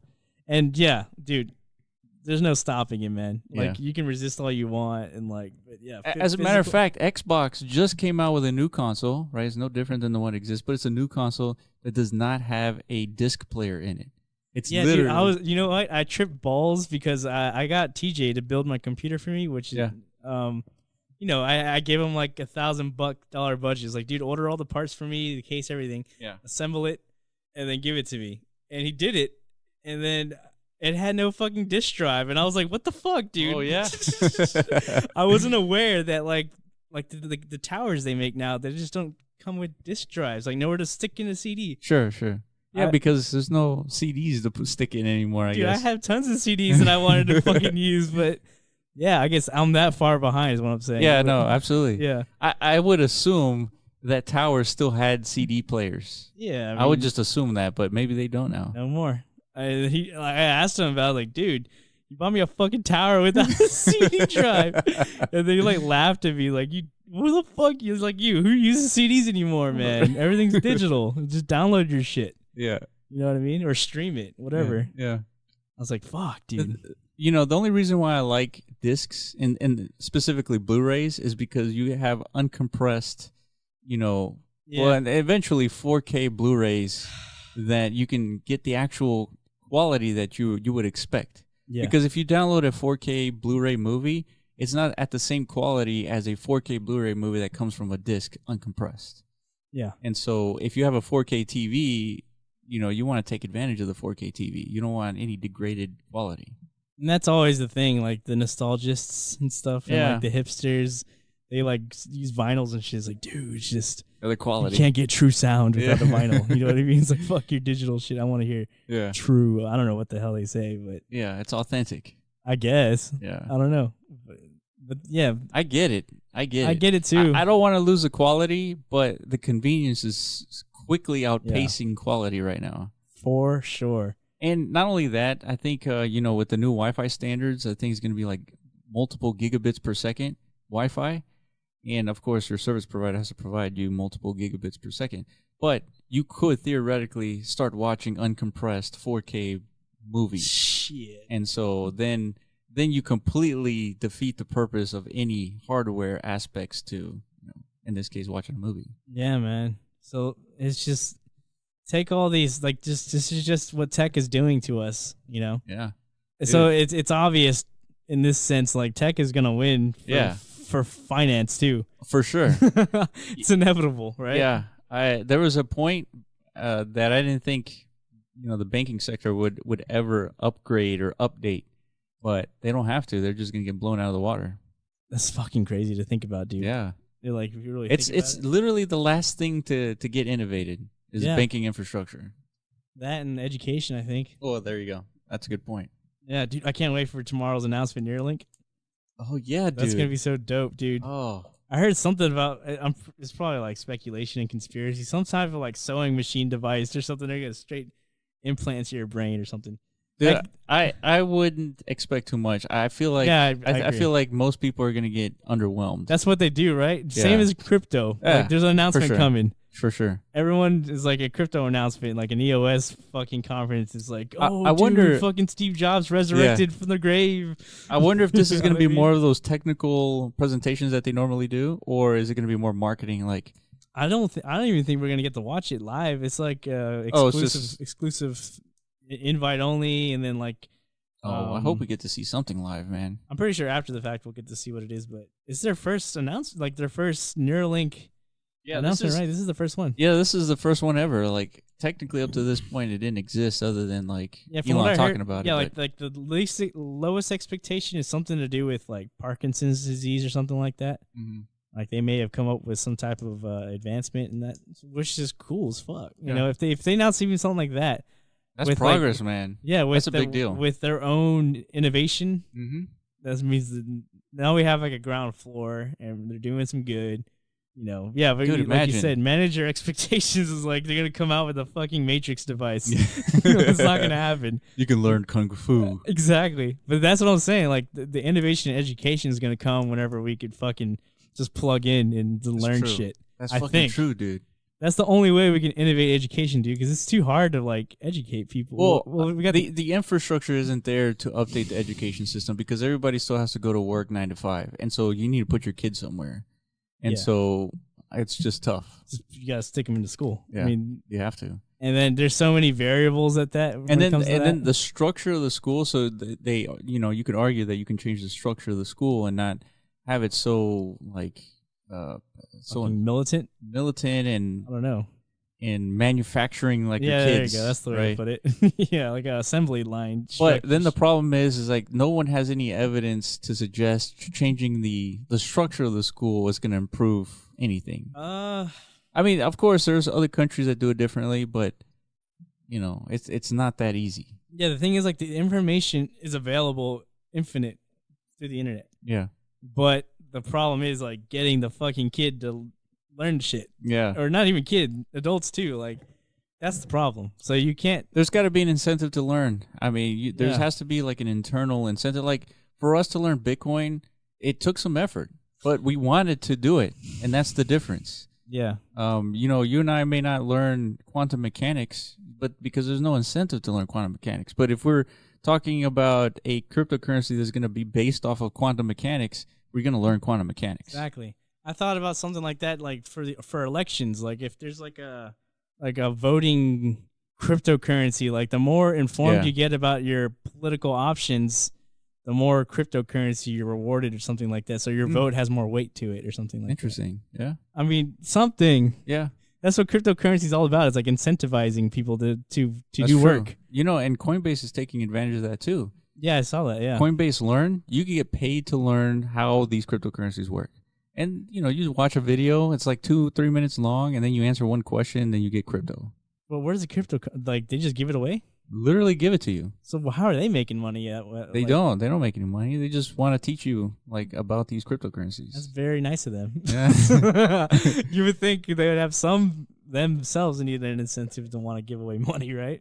Well, maybe it's part of the requirements for regulation. Maybe you have to have some kind of education section on your website. Yeah. So that you're not just taking advantage of people. Yeah. That's a good point. Yeah, that might be like some stipulation the government told them about. Which makes sense. It's like football players and basketball players. Many times the reasons why these players end up participating in nonprofit companies and they do charity events is because a lot of those events get expensed out on their income. Yeah. And so there's an incentive for them to do it. Plus, it benefits the community, so it's a win-win. Yeah. That's good. Yeah. But as far as education goes, I mean, right now as it stands, incentive is just personal. We're at the same point before 2009 where we're thinking about the banking industry and we're like, how is this ever going to get updated? Uh-huh. And maybe the technology just doesn't exist to really have an impact on education.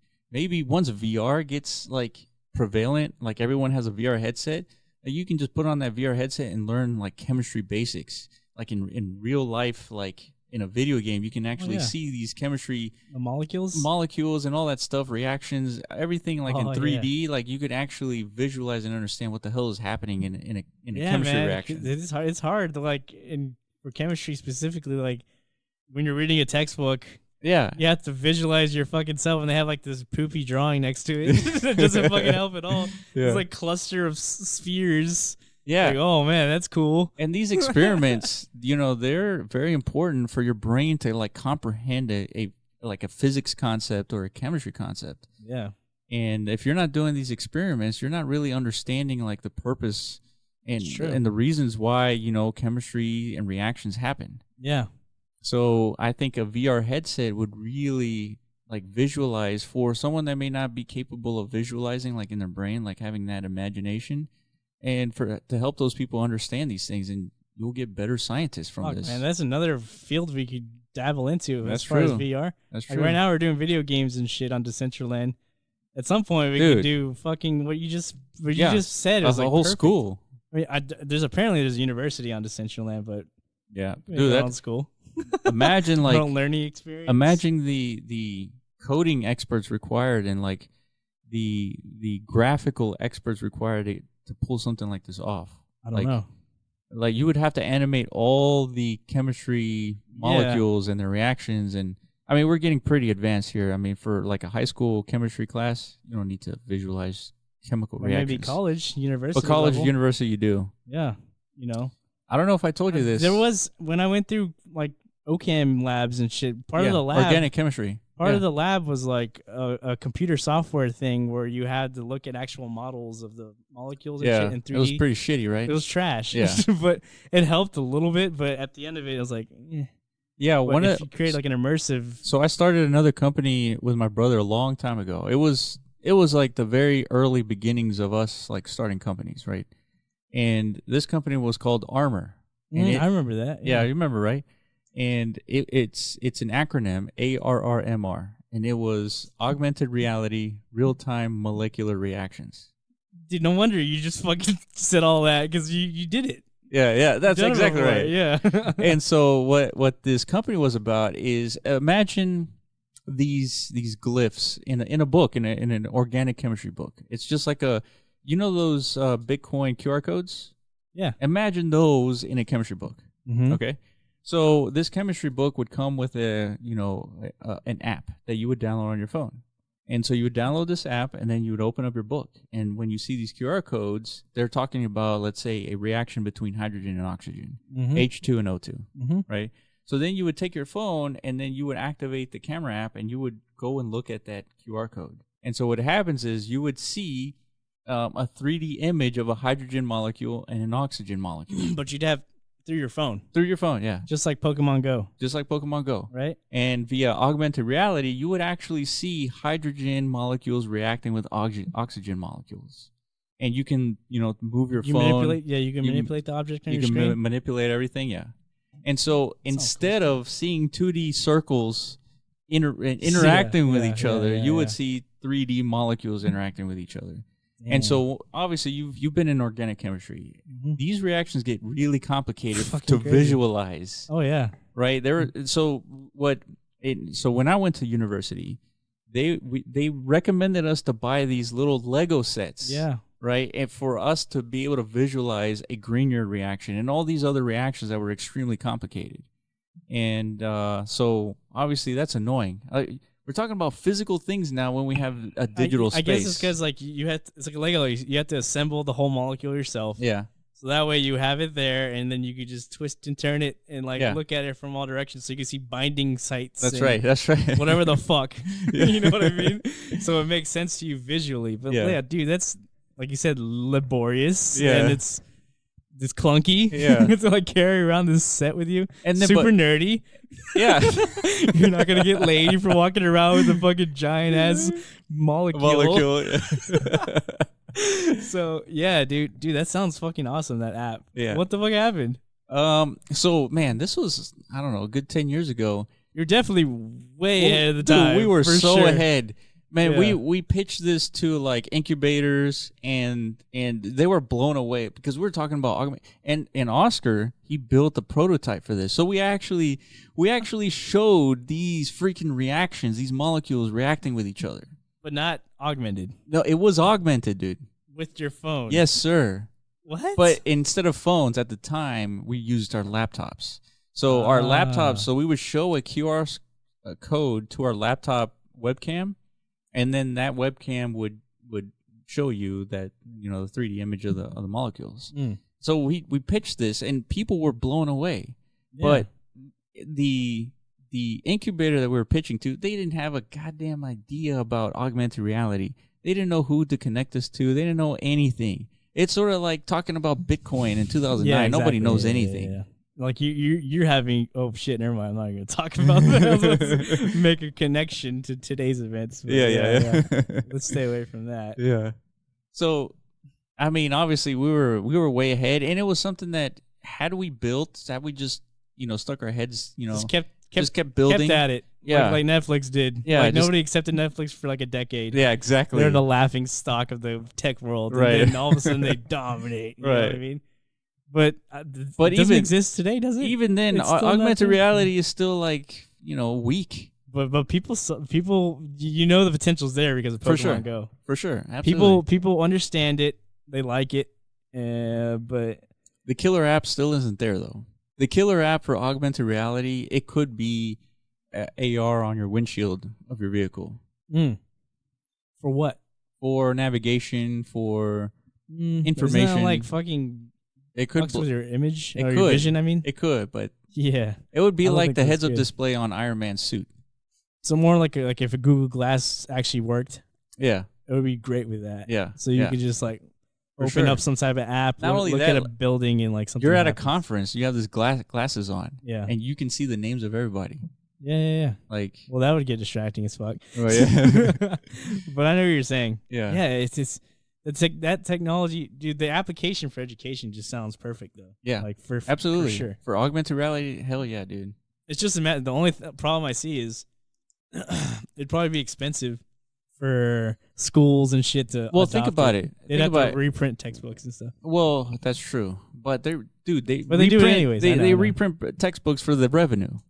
It's true. Yeah, they just jack up the price. Yeah. So like, fuck you, university students. Now it's Not 20% more because now you get like. it's 2D not models and edition shit. 14 anymore. It's edition 15. Yeah, they just come out with this new feature in your books and all Yeah. the books. Yeah. That's dope. Yeah.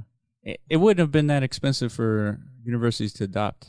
Nah, I mean that's not crazy expensive or anything. Like we have an education budget for a reason, right? If it's gonna help students for sure, and it doesn't have to be molecules, right? It could be fucking butterflies and shit. Yeah, like it could be literally anything. like if you're studying, Shit, you can see you're like fucking studying like many- car mechanics. You know what I mean? You could pull up like a gear and shit, how it works. Yeah. or even engineering. in the history class, you can show like old school cannons Yeah. and weapons, and you can show like a little mini 3D war. Whoa, dude, that'd You be could do so fucking all kinds of stuff. badass. Dude, it Well, would be entertaining. It would be like interesting. Dude, okay, I need to write this down. Augmented reality, because that's a new space. Like, there's got to be some investment opportunities here. For sure. You For know what I sure. mean? I want to get in on like the first company who like fucking You know what we makes should this shit do? huge. We should open source this idea and have No, it's out there developers. now. Yeah. Yeah. Have developers. Well, we'll actually set up a GitHub for this. Oh, I but got you. Have developers actually help us build all these molecules, because that's the laborious part. Yeah. Like, we can't build every single molecule and then have them react with every other molecule, because molecules react in a specific sequence, and the orientation of a given molecule might dictate what that sequence might be. And to code all that, I mean, it's quite long, which is why we didn't pursue it, because we didn't have the resources to do it, much less investors to invest in some augmented reality idea that was 10 years too early. Yeah. But right now it sounds like fucking Brilliant keen timing. Yeah. Like if you're starting this now, I bet there's got to be people working on this for sure. I thought there were people working on this 10 years ago, but I I haven't know. seen a damn thing. Still? Yeah. To this day? Good Lord. Yeah, This this is why is we need to become disappointing. millionaires. That's Will. what I'm So we saying. can just do it all. That's what I'm saying, man. Just fucking create whatever the fuck we want, man. It's like just need money. It's like fuck investors, man. Yeah. It's like if we just had like endless sources of money, we'd just be like hire, like you said, just bring people to just make it a reality. Dude, we can have regulation A on our books now. We can do an ICO and have enough money to build this thing. Huh? An ICO? What the fuck? Yeah, dude. What? To build armor. I guess, dude. If you can, like, okay, we got to figure out how to integrate that with crypto. Well, yeah. I mean, you pay in crypto.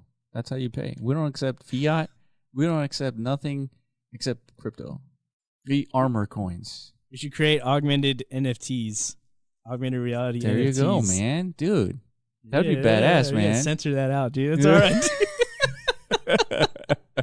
Right? Yeah, no, that's like good. you fucking own, like you said, if there's like a classroom projection of like this augmented scene, maybe you could input your own like awesome NFT dude into the fucking to the battle. Yeah, into the battle. As like a fucking meme, just like a Civil War battle, and then you just like somehow push a button and like a fucking Godzilla comes in and just fucking wrecks everything.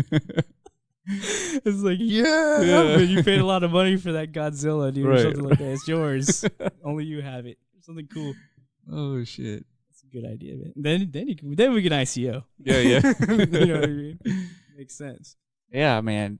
You know, anything with crypto and augmented reality is like it's developer intensive, which all good things are. So yeah, man, it's just a matter of picking that one thing and then really chugging at it.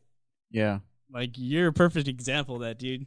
I can't really talk about it. You've been chugging at something for a while, dude. Yeah.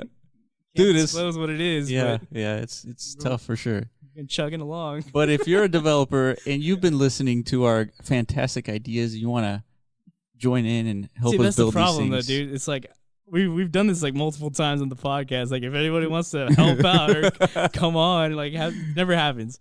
We need to get on YouTube, man, because I feel like if we ask that on YouTube, someone will in the comments be like, "Hey." Well, yeah, the masses are definitely on YouTube. There's a lot less mass on podcasts. That's for sure.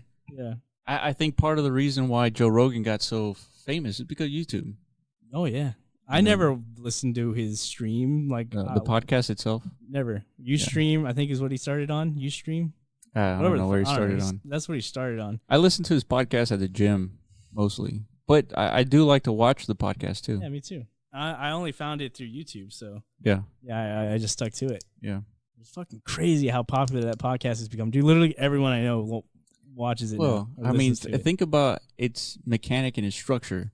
They get famous people to come on the show. That famous person has connected to them millions of people.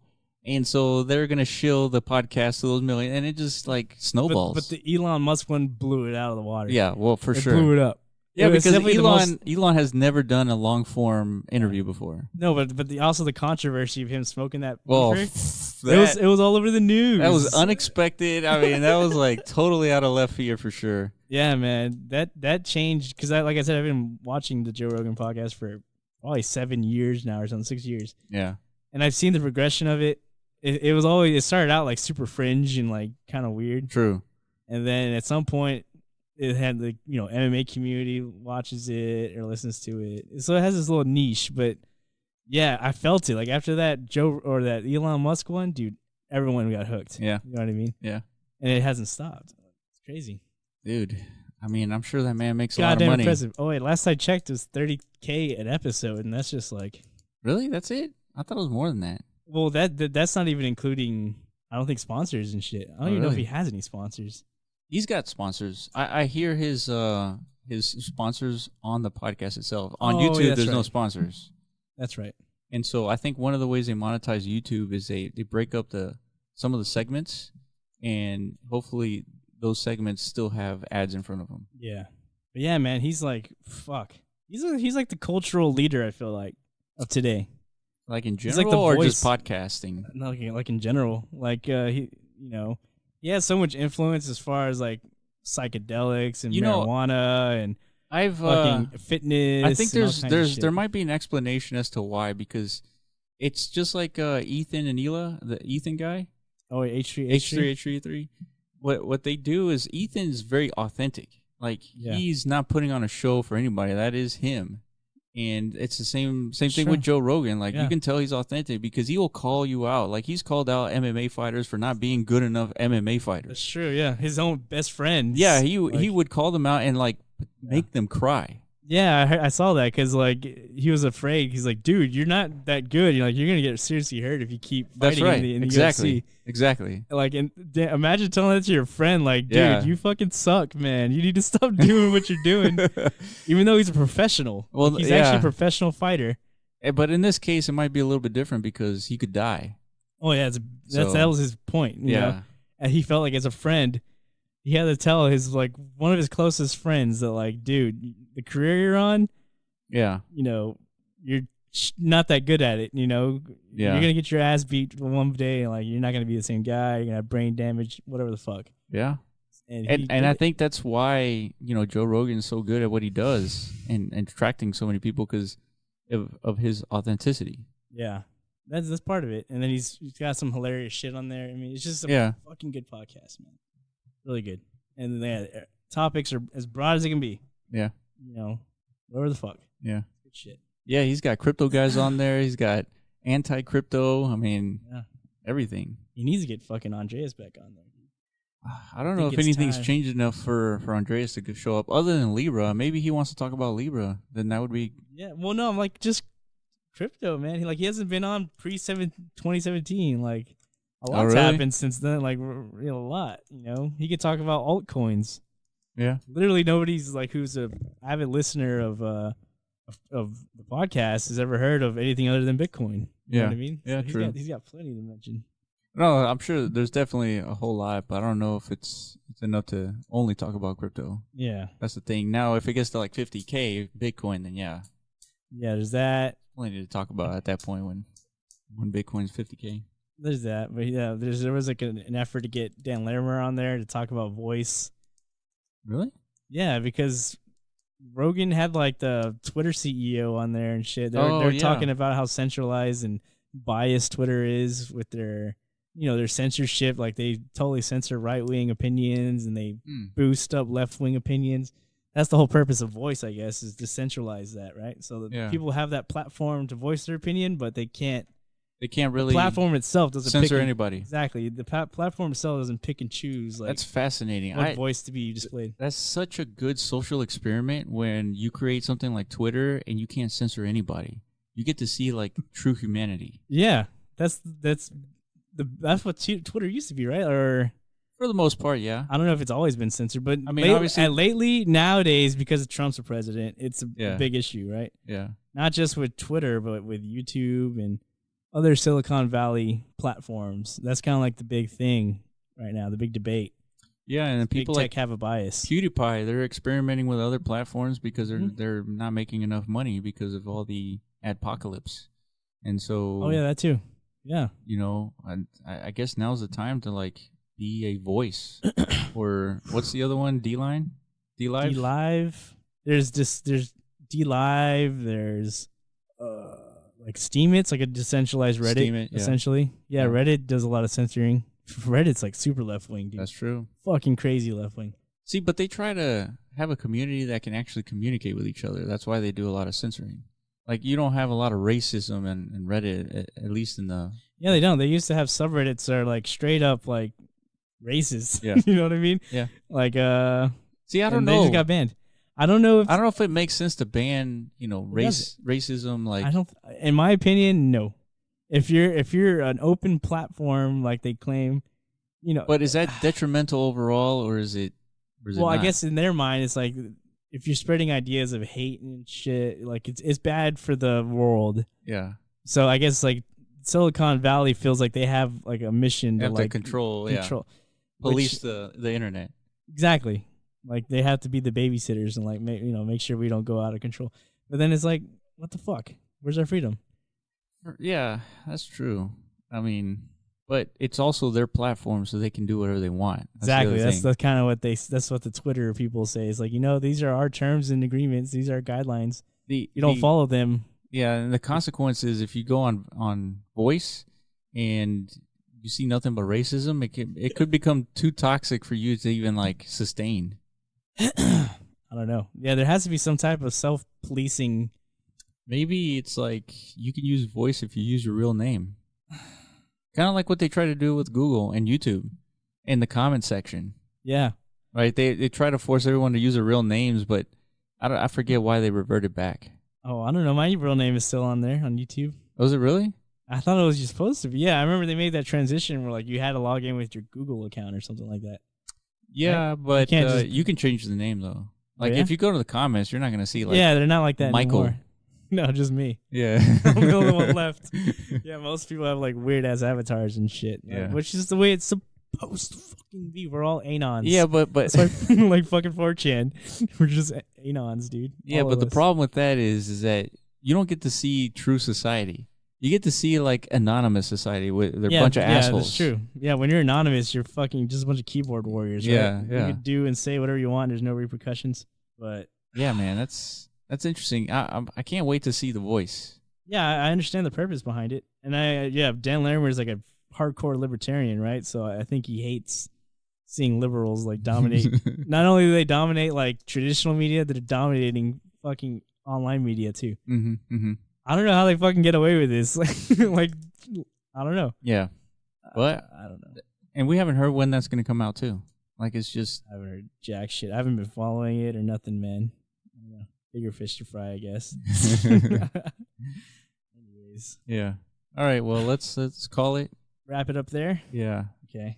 So, Well, this was a quick podcast. We just recorded one a couple of days ago, only because we wanted to chime back in on what Bitcoin's price was, and Donald Trump. We forgot this. oh yeah, He tweeted about Bitcoin. yeah. That's another big. We talked about the Treasury Secretary. Fucking forgot about the president. Yeah. God damn. Yeah. Again, the presidents have been fucking quiet about this until all of a sudden Facebook shows up, right? That's right. That's right. Yeah. Like I said, there's huge pressure on the government's shoulder now. So he says what every other person who doesn't understand cryptocurrency says is for illicit activity, and It's made out of nothing. it's made out of thin air, just Yeah. like the good old dollar's made out of Yeah, thin just air. like fiat, made out of nothing. Yeah. The same old stuff that we've heard before. Yeah. But the point is, he recognized it, and it didn't really affect the price or anything. Not at all. No. Yeah. And Like, even if he said something good about it, it wouldn't affect the price. I don't know. Dude, Maybe not. imagine if he said, if you're not buying Bitcoin, you don't know what you're doing. Or you said like Bitcoin is the future of finance or something like that. Bitcoin, like cryptocurrencies are bigly. Imagine if his Twitter account got hacked and that's what he said. Huh? Imagine if his Twitter account got hacked. That's what we were talking about earlier, dude, about these deep fake things. Like someone could do that. It's like McAfee. He got his account hacked and it was shilling a bunch of shit too. Yeah. Well, he himself shilled He a bunch shilled of shit himself too, yeah. But yeah, man, the fucking president, yeah, like you said, it's just more awareness. Yeah. I don't think still the general population is still sleeping. Like they don't give a fuck about any of this. It only took 10 years, but I think Libra was the reason why he talked about it. Because Well, he mentioned Libra in the tweet too. It wasn't just Bitcoin. Exactly. Yeah. So this is the good we could take from Libra so far up until this point. Libra is accelerating things. It's the tackle. What was the position? Fullback. Fullback. Yeah. Fullback to Bitcoin's running back. Exactly. So I think, yeah, I mean, because the fullback is the one who fucking blocks. Yeah. And he's the head of the running back, I guess. So yeah, like I said earlier, if you're a developer and you want to join the movement of creating companies, I guess. Yeah, right? Like, fuck. Yeah, now I just want to, like, make companies. Yeah. I wish it was easier, man. Yeah. It's definitely not easy, but No. you gotta try though. Yep. Or get rich. Or die trying. There you go. Yeah. Or buy Bitcoin. So whatever. Anyways. All right, guys. So make sure you visit our website at the Block Runner, and reach out to us on Twitter. That's a big thing. Yeah, man. And we'll be back maybe in a couple of days, I guess, when something crazy happens. Yeah, exactly. And I've been sleeping so hard on my fucking blog posts, dude. I don't think I made one in like 2 months or something. You know what? I've been writing, but I haven't been posting, so I have stuff to like post. But good. I just I'm because I'm still, like, I need to make that part 3 of how to invest in cryptocurrency. For some reason, I just don't know where to start. Like, because this is like the meat and potatoes. Well, one of the things that I do is you just simply write, yeah, and then organize later. That's a good idea. Yeah, because otherwise that blank page will just. I need to learn like a writing process. Like I have a lot of thoughts. I don't have a good like way to like collect your thoughts. Process. Yeah. Maybe like my fucking environment's too chaotic or something like that, or that's possible. Something, you know what I mean? Yeah. I'm not like a fucking writer, you know. Well, I can be. I feel like I can write. Like I said, I have tons of ideas. It's just I need to find a method. Yeah, for sure. A consistent method, a good one.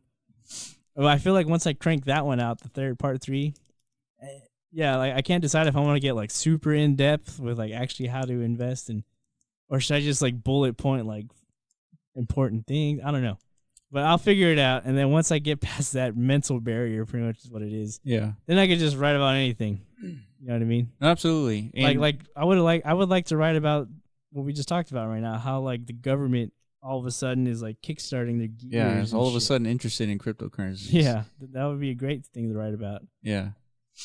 And, we'll have some updates to the website, too. I mean, we're talking about the moon room and then our predictions on prices and all that. So that needs to all go up.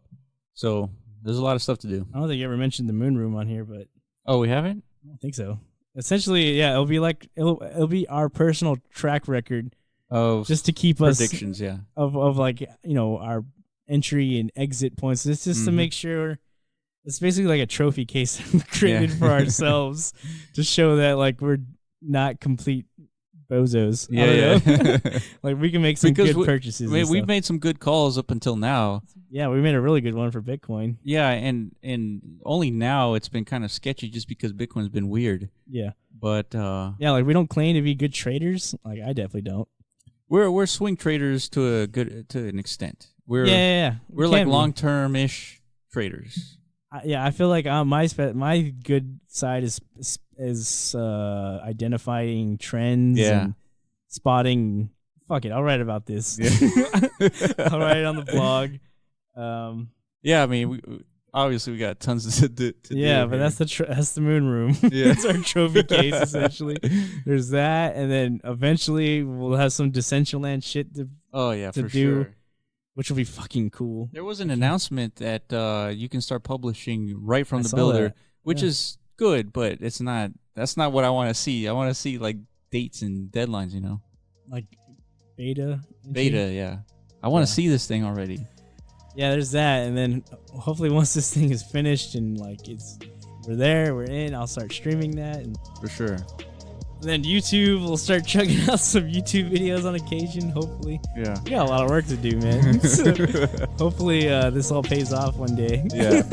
You know what I mean? It will, especially when Bitcoin's at 50K. Yeah. And when All it of a does, sudden, the donations start coming in. yeah, when it does pay off. All right, guys. Well, I appreciate you listening, and we'll be back for another episode next week. Thank you very much. Signing out. See ya. Thank you for listening to the Block Runner podcast. Make sure you visit our website, theblockrunner.com, and sign up to stay up to date on the latest in crypto. Also, reach out to us on Twitter @theblockrunner.